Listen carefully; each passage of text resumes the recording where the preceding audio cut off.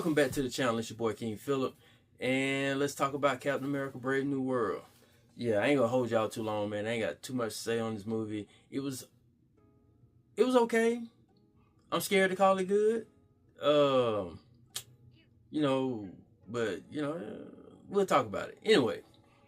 All right, so the main thing that stuck out in this movie for me was the acting. Anthony Mackie did a good job, and it ain't like it was like Oscar-winning acting. It was just, it was solid, but some moments were more solid than others. Anthony Mackie, I think he brought it. Harrison Ford, he brought it. I think the main thing I want to highlight about the acting is the two people that stood out to me. Anytime you got Giancarlo Esposito, is it Esposito? I guess it's Esposito. I keep questioning whether I say his name right. But anyway, Giancarlo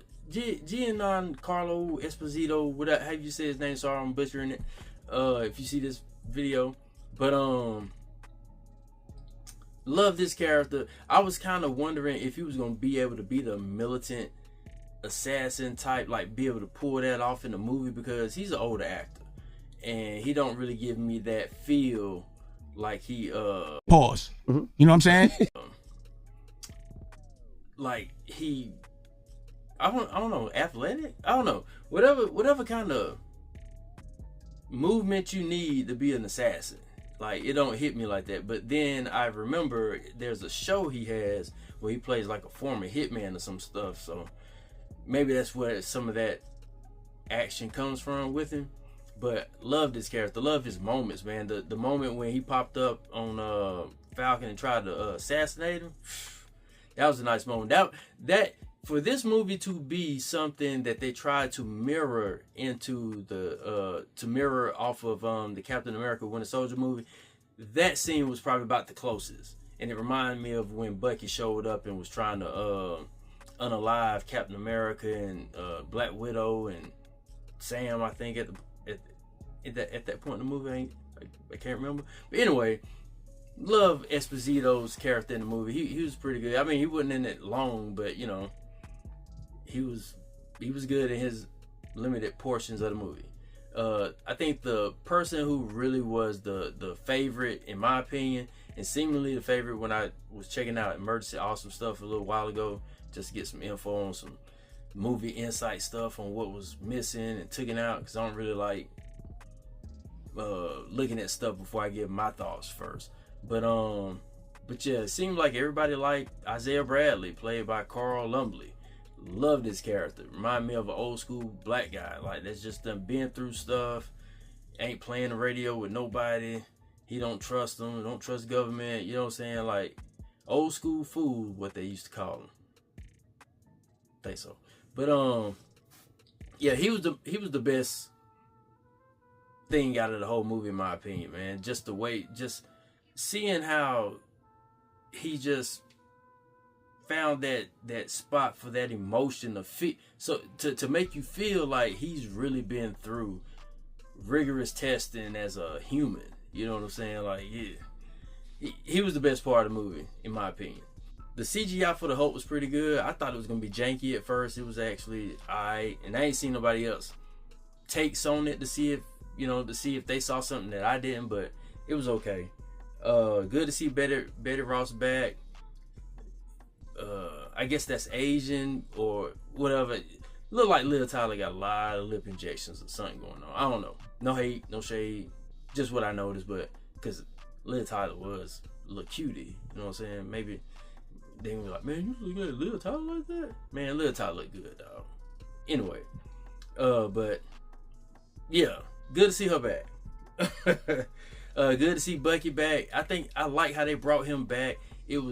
It made sense the way that they brought him back, to be there for Sam Wilson at the moment when he needed him. You know what I'm saying? Things just going left, and him having to deal with being Captain America and still not feeling like he good enough, and got me feeling like, damn, I thought we were past this after the show was over. But in reality, as life is, it's probably always gonna be a situation for Bucky. I mean, not Bucky, but Sam. So he probably always gonna feel not confident and people not looking at him as the new Cap. So I think they did real good with the thriller aspect in the movie. I just hate that so much of it was already told to us, and I know they got to do some of this stuff to sell tickets, like letting us know that Red Hulk in the movie.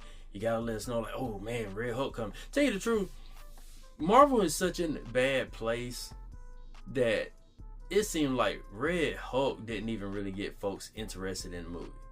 It's like, Red Hulk, okay, Red Hulk in the movie. Like, normally, if this happened about like 5, 6, 7 years ago, you'd be like, whoa, like internet would have shut down had they found out the Red Hulk was in the movie. You know what I mean? And they probably wouldn't even had to tease it or show him as much. They probably could have got away with this 5 minutes of screen time, in which I'm not mad at it either, because it made sense for the movie. It actually, it just made sense to not have him throughout the whole movie. So that made sense for the way it played out with Harrison Ford. Oh yeah, his acting was good too. Harrison Ford, his acting was good too. But I knew I was leaving somebody out. But him struggling with not hulking out or whatever, and then coming to find out that he's been poisoned this whole time by the leader. Like, yeah, it worked for the story. I think the only part of the story that didn't work for me was the leader. His his purposes of trying to ruin Ross's legacy, or just making him look bad, in which I get that. I've heard that on other movies and stuff, where you don't want to kill the guy, you just trying to make him look bad.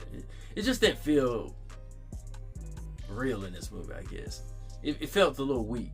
I think the thriller aspect would have worked a lot better had we not known the leader to be the big bad of the movie.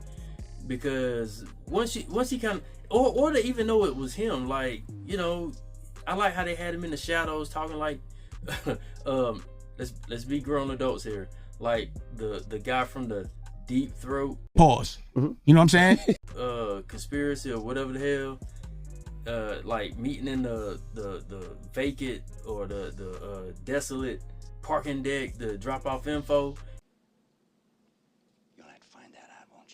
Listen, I'm tired of your chicken shit games. You know what I'm saying? They got him in the shadows with the little hat on, talking, and you know what I'm saying? You can't see him. I like that mystique about how they did it. It's just, we already knew who the hell he was before the movie dropped, and it kind of takes the surprise out. And I think Marvel was trying to get away from letting us know that type of stuff, but seeing that the trend of the movie, the fandom of the movies was going down because of the poor quality, it's like they just gotta let you know, hey man, this is what's going on, this, that, come see the movie. And it kind of worked, I think. I think I gotta check the box office numbers, but I think they actually had decent box office numbers. I mean, it ain't like it used to be, but I think they did well. I think they were number one, but it ain't hard to be number one if ain't nobody really going to the movie. I don't know. Anyway, but yeah, I wish it could have been a lot more mystique with the plot of the movie concerning the leader and the Hulk, Red Hulk. And supposedly, from what Emergency Awesome was saying, the movie was supposed to be, there was supposed to be more Hulk stuff in there, like supposed to be almost a sequel to the Hulk, really, but they had to change it to Captain America movie because of rights issues, which they, still going through that, or this was like one of the last times when they would go through that. So I think moving forward, hopefully, we're getting real Hulks, more Hulk stuff, but from like the Hulk stuff that more people have wanted, not the smart Hulk, but more of the angry Hulk stuff. Hopefully we're getting some better Hulk stuff moving forward. Yeah. Let me just go ahead and let me just go ahead and get to the bad. Alright, so I didn't really have no problem with this, but I saw this on my good list, but I'm gonna throw it in the bad because a lot of people didn't like it. The look of the look of the leader. It is what it is, man. Like, dude had gamma blood drop on his cut on his head. It's gonna blah, blah, blah, blah, blah. It's gonna do that, I think. You know what I'm saying? Like, having him with a tall head, like the comics, with a slick ass hairline and all. Hey, man, that ain't gonna happen till the next time you see him. Because I think if anything, you got to show him how messed up he look right now. And then later on, when you see him again, he done got himself in making himself kind of presentable so he could walk around, after he break out of the raft, if that happens, so he can just walk around freely on Earth or whatever the reasoning is. I think his head will look presentable next time we see him. Yeah, I didn't really care for the plot or the leader's intent. It just felt a little weak, him going after Ross for those purposes. I mean, it made sense why he was going after Ross for those purposes because, Ross had promised him whatever he promised him or whatever. But at the same time, I don't know. It just felt a little weak. I didn't feel the manipulative, calculative. I'm up here getting my TI on. Indubitably. The manipulative calculations of it all, feeling like, yeah, he really came up with something. It was like, it just felt a little weak, man. I don't know. The action was lacking. Yeah, I don't know if my audio picked that up. Well, I just, I gotta propagate it. Anyway, the action was lacking. One thing me and my girl noticed, and while we were discussing the movie after the movie, she was telling me what she thought about the fighting or whatever, and I thought she was just talking. I ain't gonna lie, she was telling me about the movie, and at that point when she was talking about the fighting, sometimes she be a little too nice with things or whatever, right? She might give some credit to something that don't need to be given no credit to. She feels sorry for a lot of stuff. You know what I'm saying? If it's a bad movie, she'd be like, I kind of liked it or whatever. You know what I'm saying? She like that sometimes. So when she telling me about the fighting, I'm like, oh my God. Like, I know she ain't finna start talking about, man, she loved the fighting.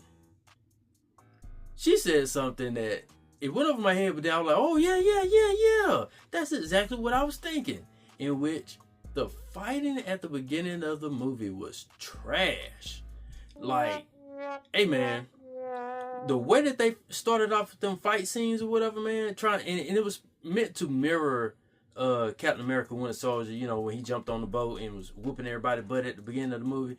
This was supposed to be him on the mission, Sam Wilson on the mission, whooping everybody's butt to go do whatever. I mean, to get the package, the adamantium that was the MacGuffin.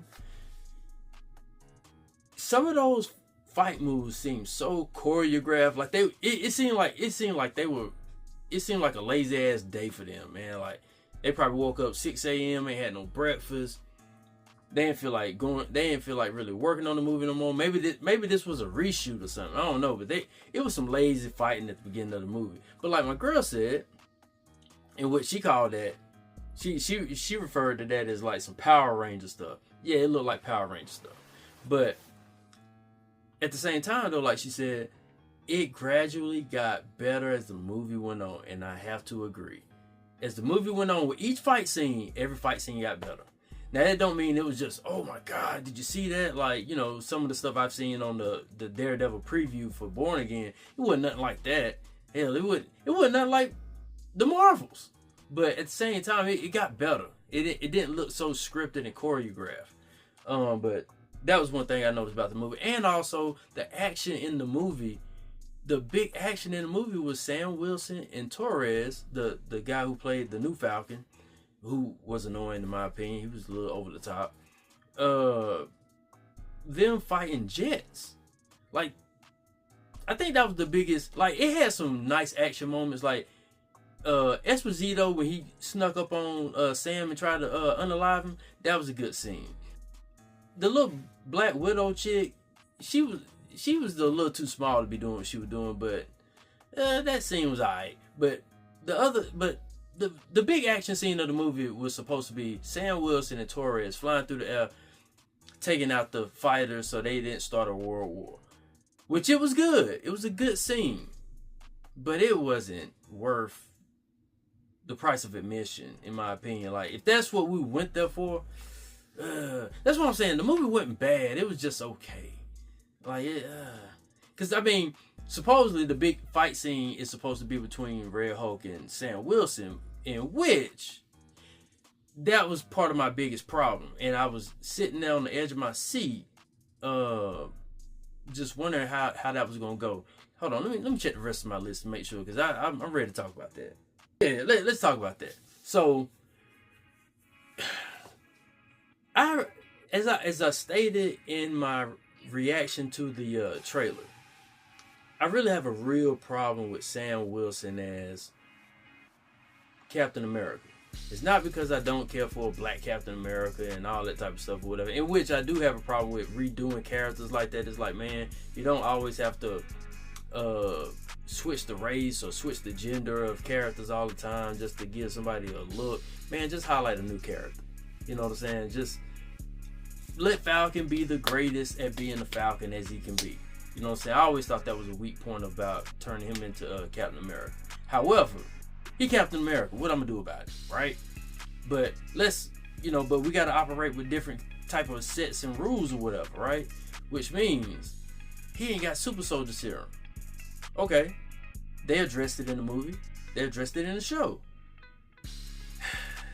When you start having Sam Wilson do the superhero stuff he does, you do have to take into account he's not a super soldier, which means I love the way this movie started out. Sam Wilson finally has a helmet. He's flying around at these high speeds breathing because now he has a helmet.